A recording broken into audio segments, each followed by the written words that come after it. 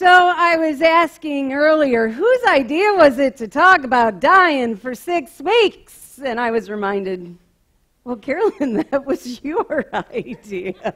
We have a creative team that meets on a regular basis, and I guess I had this really good idea. But you guys, it's okay to question me on that in the future, because it's a long time to talk about death.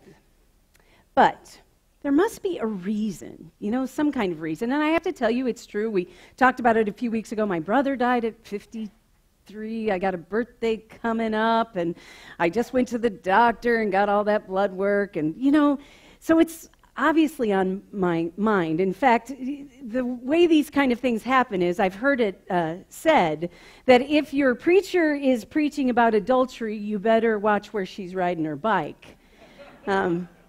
So your preacher's thinking about dying, and she's thinking about what it means to live each day to the fullest. I mean, I say that week after week, but what does it mean to really do it? That's what these 6 weeks have been about, and I'm excited to say that all changes next week because we have a baptism, and we have working our way into Holy Week, and then we'll go to Good Friday, which is really a downer, but then you got to do that in order to get to Easter, don't you? So we continue on the Before I Die journey, and as I've mentioned before, I'm now using the lectionary at the Garden, and what does that mean? That means there's a system that you can preach the whole Bible in about 3 years. Well, we only use the Gospel, but we're trying to preach the whole of the Gospel in about 3 years at the Garden. So today just happens to be one of those texts that came up that I would never choose. But indeed, if you make a commitment, you got to live into it. So today we get to spend a little time with my buddy Lazarus. This is from The Message. It's paraphrased, and we have a little bit of a story that even if you didn't grow up in the church, you've probably heard about this guy. The story of Lazarus. When Jesus finally got there, he found Lazarus already 4 days dead. Martha heard Jesus was coming and went out to meet him. Mary remained in the house. Martha said, "Master, if you'd been here, my brother wouldn't have died. Even now I know that whatever you ask God, he will give you." Jesus said, "Your brother will be raised up." Martha replied, "Oh, I know he'll be raised up in the resurrection at the end of time." "Oh, you don't have to wait to the end. I am right now, resurrection and life.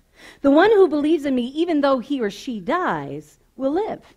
And everyone who lives and believes in me does not ultimately die at all.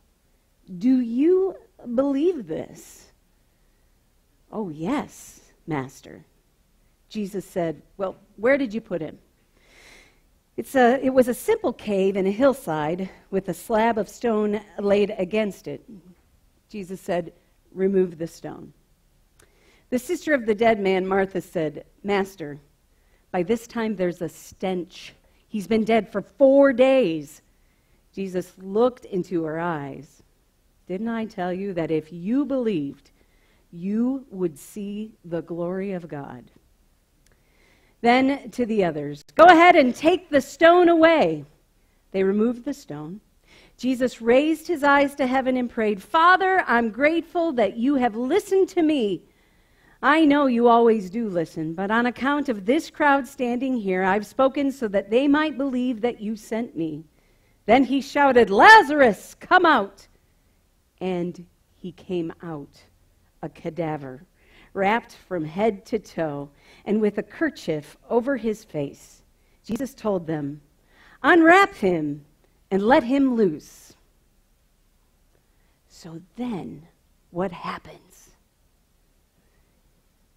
If he were at the Garden, he would do the Footloose song, but he's not at the Garden.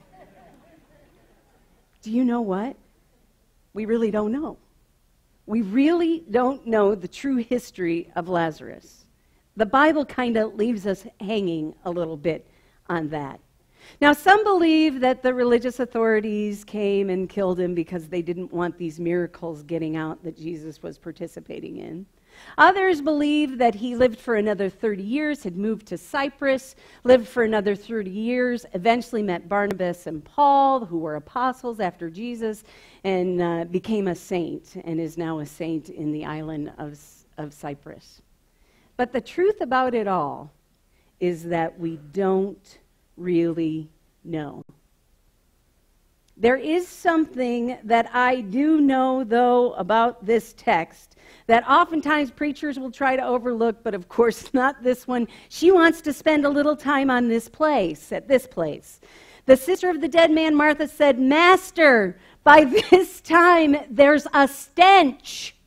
He has been dead for 4 days. Yo, Jesus, what are you thinking? I'm not thinking this is a good idea." And this particular text says, and I love it, he looked into her eyes and he said, "Didn't I tell you that if you believe, you will see the glory of God?" If you believe, you will see the glory of God. So friends, for me, what this text says is that sometimes there is a stench to life.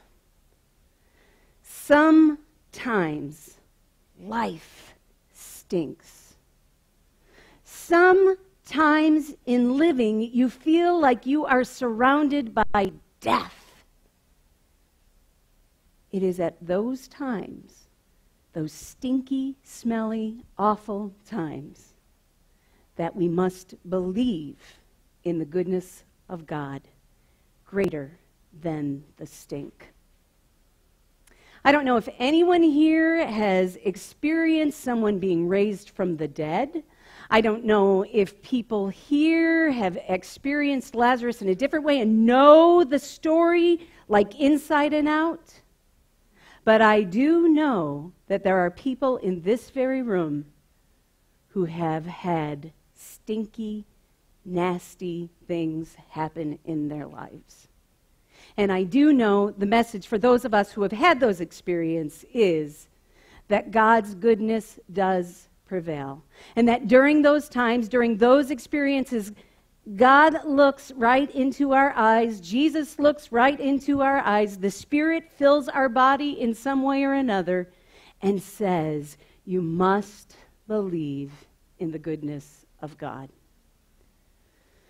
All you have to do is look through our prayer list week after week after week and see that there are things that happen in this world that are just simply terrible. Right now we have a little guy, Aiden, he's only 12 years old, who's in ICU at Riley. And he has had an incredibly challenging couple of weeks. It stinks. But we must believe in the goodness of God. Those in this room who have struggled with addiction, who have struggled with those kind of challenges, you know what stink is like. You must believe in the goodness of God. So, before we die, we want to live. And the only way that we can live through the stink is by believing in the goodness of God. I could really be quiet right now because that is the message, but I'm not. I'm going to keep going. It's interesting to me that something happened in our world just about 10 years ago, 2007. Most of us were introduced to this guy named Randy Pausch. Randy Pausch was a professor at Carnegie Mellon. He studied computer science and was a teacher in computer science. Do you all remember him? He was a man who at the young age of like 47 discovered that he had pancreatic cancer. It was overwhelming and it had overtaken his body in a variety of different ways. He had 3 young, small children. And 10 years ago, he said to his students and to all of us, "It stinks. I don't want to die. It stinks." I remembered that specifically now 10 years later, and I went and I found his book, and I thought about his book, and I went back and I read it, and I was amazed at how his lessons from the last lecture continue. Now, his last lecture really was a last lecture. He was a professor at Carnegie Mellon, and when a professor retires, they're given an opportunity to share in a last lecture. Well, for him, it ended up being a last lecture not because of retirement, but because he was leaving the classroom to fight this terrible cancer. It was really powerful. this last lecture, and it kind of took the world by storm. It was featured on lots of different television shows and with lots of different people. But we're going to take a little look at his last lecture as seen on Oprah Winfrey.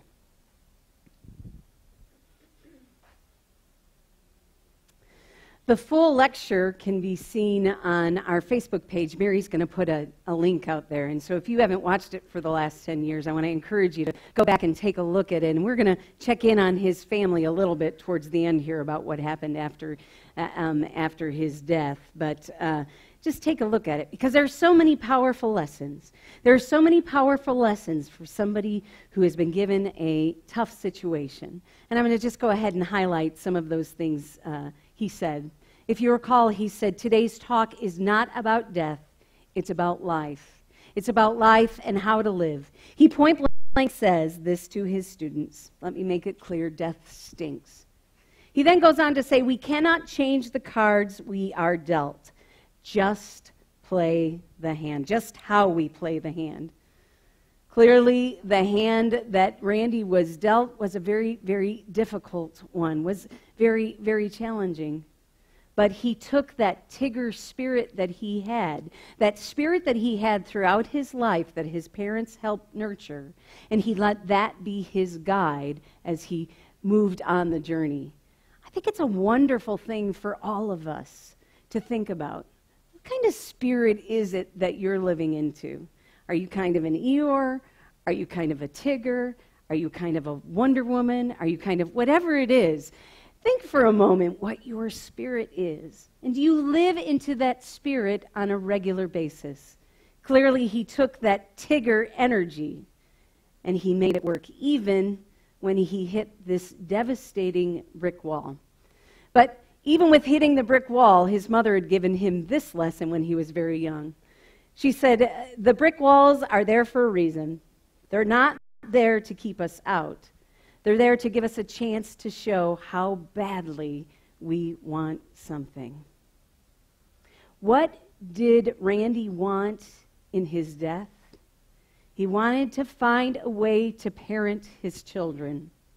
And some might say his daughter was just a baby at this time, that, well, that's a shame he wasn't able to do that. But he was. He has written a book. He wrote a book with someone else. He left the lecture, and not only did he leave the lecture for them, he also left a variety of different just video clips for his kids. People are using today's technology to leave the lessons they want to leave in a variety of different ways. If you've been given some tough diagnosis, or if you've been given some tough challenge, and you have an important lesson you want to keep going after you die, you have lots of resources in life to share that message, especially right now. He went on to say this in his lecture, which I think is really incredible. He says, be good at something.